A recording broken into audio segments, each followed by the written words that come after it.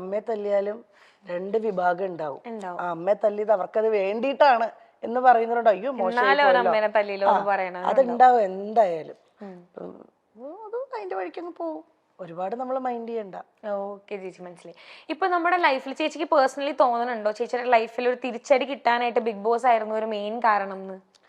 Big boss എന്ന് പറയാൻ പറ്റില്ല. ഇല്ല, ഇത് ചില കാര്യങ്ങൾ സംഭവിക്കേണ്ടതായിരുന്നു. അതിപ്പോ അതിനകത്ത് ഒത്തിരി കാരണങ്ങളുണ്ട്. ഞാൻ മുന്നേ പറഞ്ഞു, ഒരു ഫാമിലി ലൈഫിന്റെ കാര്യമാണല്ലോ ഇപ്പൊ നിങ്ങൾ ചോദിച്ചത്. അത് ഡയറക്ട്ലി ചോദിച്ചതേ ഉള്ളൂ, മനസ്സിലായി എനിക്ക്.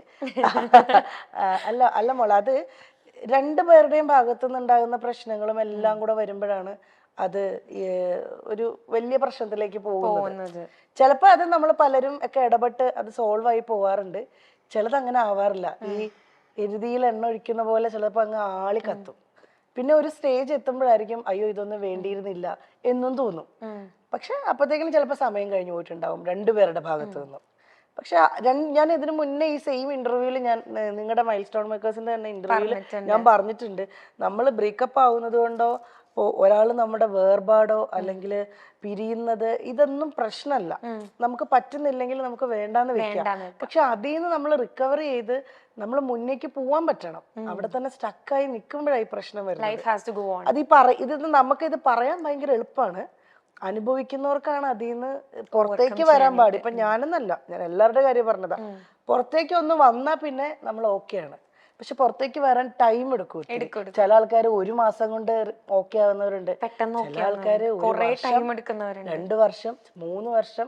പിന്നെ ഞാൻ പറഞ്ഞല്ലോ, പിന്നെ ഈ മെമ്മറീസ് ഒന്നും നമ്മൾക്ക് ഒരിക്കലും മരിക്കാത്തത് കൊണ്ട് ഇടയ്ക്കിടയ്ക്ക് നമ്മളെ വന്നിങ്ങനെ ഹിറ്റ് ചെയ്തോണ്ടിരിക്കും. അതുണ്ടാവും. ശരിക്കും എന്താ പറയുക, ഞാൻ ഇത് ചേച്ചിയുടെ അടുത്ത് ചോദിക്കാൻ കാരണം വെച്ച് കഴിഞ്ഞാൽ നമ്മുടെ ലൈഫ് ഇസ് ബ്യൂട്ടിഫുൾ എന്ന് പറഞ്ഞിട്ട് മൈൽ സ്റ്റോൺ തന്നെ ഒരു പ്രോഗ്രാം ഉണ്ട്. അതിൽ നമ്മുടെ ആര്യ ചേച്ചി ഇവര് ഇങ്ങനത്തെ ഒരു ക്വസ്റ്റ്യൻ വന്നപ്പോൾ അവർ പറഞ്ഞായിരുന്നു ഇവരുടെ ലൈഫിൽ ഇങ്ങനത്തെ ഒരു ഇഷ്യൂ ഉണ്ടാകുന്ന മേജർ റോള് എനിക്ക് തോന്നുന്നു ബിഗ് ബോസിനാണെന്ന് അവർ പറഞ്ഞായിരുന്നു. അല്ല, എന്റേത് ബിഗ് ബോസ് ഒരു മേജർ റോൾ എന്ന് പറയാൻ പറ്റില്ല. അങ്ങനെ അല്ലാതെ തന്നെ ഒത്തിരി പ്രശ്നങ്ങളുണ്ട്. ബിഗ് ബോസ് എന്ന് പറയുന്നത് ഞങ്ങൾ ഒരു 2.5 മാസം 64 ദിവസം ഞങ്ങൾ തമ്മിൽ മാറി നിന്നു എന്നതാണ് അതിനകത്ത് ഒരു ഇത് വന്നത്. പക്ഷെ അതൊന്നും അല്ല പ്രശ്നങ്ങൾ. ഞാൻ പറഞ്ഞു ഞങ്ങളുടെ പ്രശ്നങ്ങൾ അത് ഞങ്ങളുടെ വീട്ടിനകത്ത് തന്നെ നിന്നോട്ടെ. അല്ല, ഞങ്ങളെ പേഴ്സണലി അറിയാവുന്നവർക്ക് അത് അറിഞ്ഞാൽ മതി. അത് പബ്ലിക്കായിട്ട് ഞാൻ ഒരിക്കലും ഞാനായാലും കണ്ണനായാലും പറയാൻ ആഗ്രഹിക്കാത്തത് അത് വേണ്ടാന്ന് വെച്ചിട്ടാ. അല്ലെങ്കിൽ എനിക്കും പറയാം, കണ്ണനും പറയാം, 2 പേർക്ക് ഉണ്ടാവുമല്ലോ പറയാൻ ഒത്തിരി കാര്യങ്ങൾ. അത് വേണ്ടാന്നുള്ളത് ഞങ്ങൾ തമ്മിൽ ഡിസിഷൻ എടുത്തതാണ്. മോൻ വളർന്നു വരെയല്ലേ, ഞങ്ങൾ അവന്റെ കാര്യം മാത്രമേ ഇപ്പൊ ശ്രദ്ധിക്കുന്നുള്ളൂ. അവന്റെ കാര്യം നോക്കി അവന് നല്ലൊരു അച്ഛനാണ് കണ്ണൻ, അവന് നല്ലൊരു അമ്മയാണ് ഞാനെന്നാണ് എന്റെ വിശ്വാസം. അപ്പൊ അങ്ങനെ അങ്ങ് പോട്ടെ, അവന് ഹാപ്പിയാണ്. അവന്റെ ടീച്ചേഴ്സ് പറയാറുണ്ട് അവിടെ സിംഗിൾ മദേഴ്സ് ഉണ്ട്, അച്ഛന്റെ കൂടെ മാത്രം ഉള്ള കുട്ടികളുണ്ട്.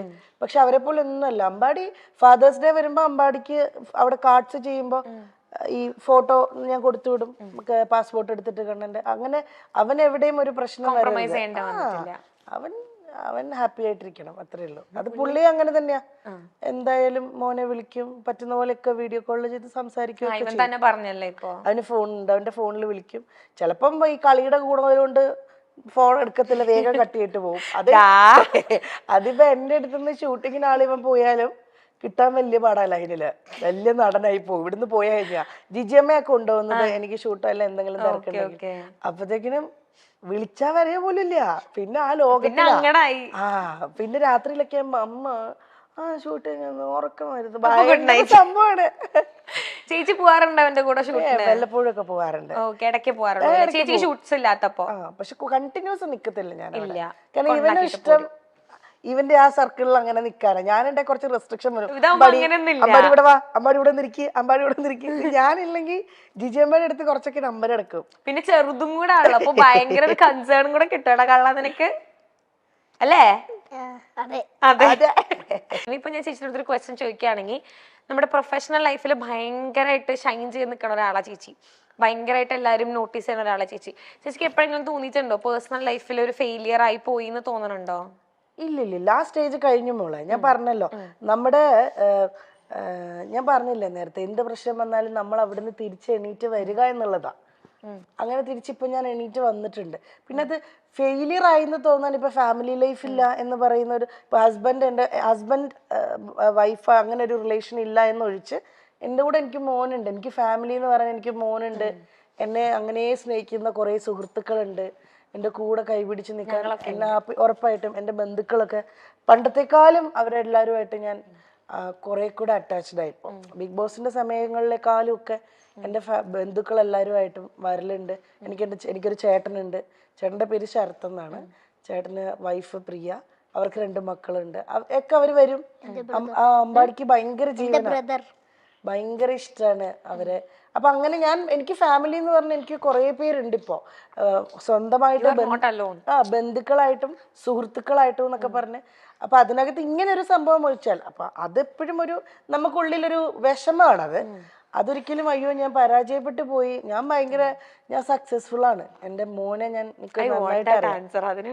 സക്സസ്ഫുൾ ആയിട്ട് തന്നെ ഇരിക്കുന്നത്. എൻ്റെ മോനെ ഞാൻ നന്നായിട്ട് എനിക്ക് നോക്കാൻ പറ്റുന്നുണ്ട്, അവൻ്റെ കാര്യങ്ങൾ നോക്കാൻ പറ്റുന്നുണ്ട്, അവൻ ഹാപ്പിയാണ്. ആ രീതിയിൽ ഞാൻ 100% സക്സസ്ഫുൾ ആണ്. ഇൻഡസ്ട്രിയിലും വലിയ കുഴപ്പമില്ല. അതിങ്ങനെ ഇങ്ങനെയാണ് പൊയ്ക്കൊണ്ടിരിക്കുന്നത്. കയറി ഇറങ്ങി അത് ഞാൻ പറഞ്ഞ ഒരു ബ്രേക്ക് ത്രൂ കിട്ടുന്നവരെ നമ്മൾ ക്ഷമിക്കുക, വെയിറ്റ് ചെയ്യാന്നേ ഉള്ളൂ. ആ വെയിറ്റ് ചെയ്യണം, ബാക്കിലോട്ട് പോവാതെ, അത്രേ ഉള്ളൂ. എനിക്ക് ശരിക്കും ചേച്ചി പറയുമ്പോൾ ശരിക്കും ഫീൽ ചെയ്യുന്നുണ്ട്. ഇപ്പൊ ഞാൻ ചേച്ചി അടുത്ത ആ ക്വസ്റ്റ്യൻ ചോദിക്കാനുള്ള കാരണം വെച്ചാൽ കുറെ ഇപ്പൊ സൊസൈറ്റിയിലാണെങ്കിലും കുറെ പേരുടെ വിചാരമുണ്ട് ഇപ്പൊ സെപ്പറേറ്റഡ് ആയി എന്ന് പറഞ്ഞു കഴിഞ്ഞാൽ ദാറ്റ് മീൻസ് ഒക്കെ എന്തൊക്കെയോ തീർന്നു പോയി, അല്ലെങ്കിൽ ലൈഫിന്റെ എന്താണ് ഫുൾ സ്റ്റോപ്പ് ആയി എന്നൊക്കെ. ബട്ട് ചേച്ചിയുടെ അടുത്ത് ആൻസർ കിട്ടാൻ വേണ്ടിയിട്ടാണ് ഞാൻ ശരിക്കും ചോദിച്ചത് കേട്ടോ. അത് എനിക്ക് അങ്ങനെയൊക്കെ തോന്നിച്ചൊരു സമയം ഉണ്ടായിരുന്നു. പക്ഷെ അങ്ങനെയുള്ളവർക്ക് വേണ്ടിയിട്ടാണ് അങ്ങനെ ഒരു പക്ഷെ അതൊന്നുമല്ല. ഇപ്പൊ അമ്പാടി ഉണ്ട്, അമ്പാടിക്ക് ഒത്തിരി കാര്യങ്ങൾ ചെയ്യാനുണ്ട്. എനിക്കിപ്പോ 34 വയസ്സ് കഴിഞ്ഞു, എനിക്ക് ഇനിയും കിടക്കുകയാണ് ഒരുപാട് വർഷങ്ങൾ. നല്ല ഒത്തിരി കാര്യങ്ങൾ ചെയ്യാൻ, ഒത്തിരി സിനിമകൾ ചെയ്യാൻ, അല്ലെങ്കിൽ ഒത്തിരി എന്തെങ്കിലുമൊക്കെ ബിസിനസ് കാര്യങ്ങൾ ചെയ്യാൻ ഒക്കെ ഇനിയും കിടക്കുകയാണ്. നമുക്കൊന്നും ആരും എവിടെയും പരാജയപ്പെട്ടു പോകുന്നില്ല.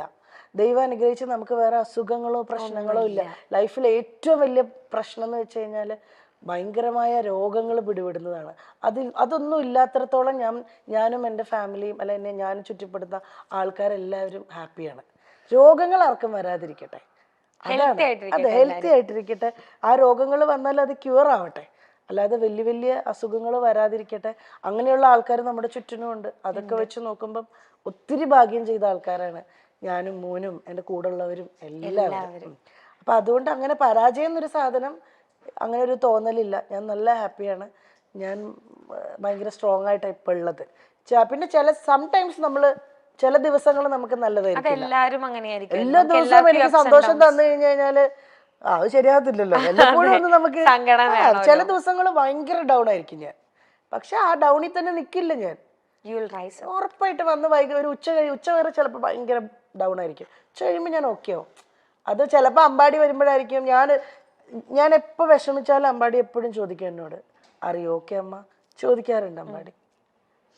അതിലിപ്പോ എനിക്ക് വേറെ ഒന്നുമില്ല. 7 വയസ്സായ എൻ്റെ മോൻ എന്നോട് ഇപ്പൊ ചോദിക്കുന്നെങ്കിൽ എനിക്ക് നല്ല ഉറപ്പാണ് മുന്നോട്ടുള്ള എൻ്റെ യാത്രയിൽ ഇങ്ങനെ എനിക്ക് എപ്പോഴും ഇങ്ങനെ പിടിച്ചോണ്ട് എൻ്റെ കൂടെ നിങ്ങൾ പരസ്പരം അങ്ങോട്ടും ഇങ്ങോട്ടും. അവനോട് ഇപ്പോ ഈ സെക്കൻഡ് വരെ എല്ലാ കാര്യങ്ങളും അവൻ എന്നോട് വന്ന് പറയും, ഞാനും പറയും. നല്ല കുട്ടിയാണ് അമ്പാടി. അത് നോർമൽ ഒരിടത്ത് സ്കൂളിലാണെങ്കിലും ടീച്ചേഴ്സ് ആണെങ്കിലും എല്ലാവരും നല്ലത് മാത്രമേ മോനെ പറ്റി പറയുന്നുള്ളൂ. ഞാനിപ്പോ കുറച്ചു നേരം കണ്ടുള്ളെങ്കിലും ഭയങ്കര മെച്ചോർഡാണ്. അതേ ടൈം അവൻ ഭയങ്കര ഇന്നസെന്റും ആണ്, ഭയങ്കര കുറുമ്പാണ്. പക്ഷെ അതൊക്കെ രസാവണ്ടേ. ചേച്ചി ശരിക്കും ആഗ്രഹിക്കണുണ്ടോ ഇപ്പം കണ്ണേട്ടൻ തിരിച്ചു വന്നായിരുന്നെങ്കിൽ? ഈ പെങ്കൊച്ചിനെ കൊണ്ട് ഞാൻ തോറ്റല്ലോ. ഇത് ശരിക്കും മമ്മിയും കണ്ണേട്ടനാണോ? ഞാൻ പറഞ്ഞില്ല, ചിലത് നമ്മള് വേണ്ടാന്ന് നമ്മളിപ്പോ വെച്ചിരിക്കല്ലേ. നാളെ ഇനി എന്താവുമെന്ന് എനിക്ക് അറിയില്ല, നോക്കാം. മിനി സ്ക്രീൻ ആരാധകരെ ഏറെ ഞെട്ടിച്ച ഒരു വാർത്തയാണ് നടി വീണ നായരുടെ വിവാഹമോചനം. കുറച്ചു ദിവസങ്ങൾക്ക് മുൻപാണ് വീണ നായരും ഭർത്താവ് സ്വാതി സുരേഷും, അതായത് RJ അമനും ഔദ്യോഗികമായി വിവാഹമോചിതരായത്. കുടുംബ കോടതിയിലെത്തിയാണ് വിവാഹമോചനത്തിന്റെ അവസാന നടപടികൾ ഇരുവരും പൂർത്തിയാക്കിയത്. 2014 വീണ നായരും RJ അമൻ ഭൈമി എന്ന സ്വാതി സുരേഷും വിവാഹിതരായത്. ഇരുവർക്കും ഒരു മകനുണ്ട്. 2022 ഇരുവരും പിരിയുന്നുവെന്ന തരത്തിൽ വാർത്തകൾ വന്നു തുടങ്ങിയത്.